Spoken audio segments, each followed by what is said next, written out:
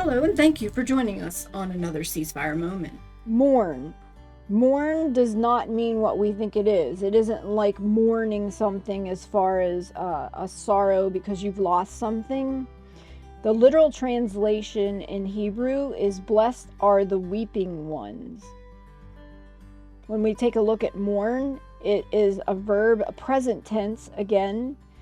It's not necessarily always about being sad, because what is very interesting is if you look down here, you'll see that this same exact word in Matthew 2 is translated as comforted, imploring, begging, begging, begging, begged, call upon. I think you're getting the idea. It's only in this particular instance that it was translated as mourn. In that case, we probably want to see it as being more of an imploring or a begging type feeling inside. It means to urge, implore, exalt, call to, appeal. Those are the words that Strong's use.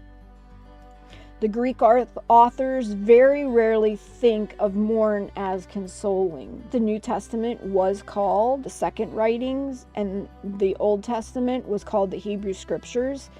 In the Hebrew Scriptures, the heart of the wise is in the house of the mourning.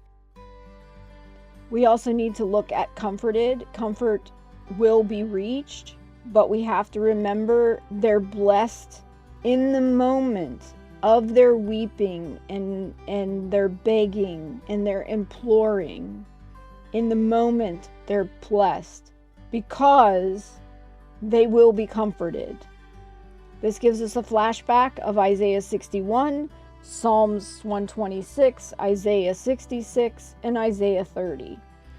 Again, those are just to name a few. This concludes this episode of this ceasefire moment. Thank you for joining us, and we hope you learned something.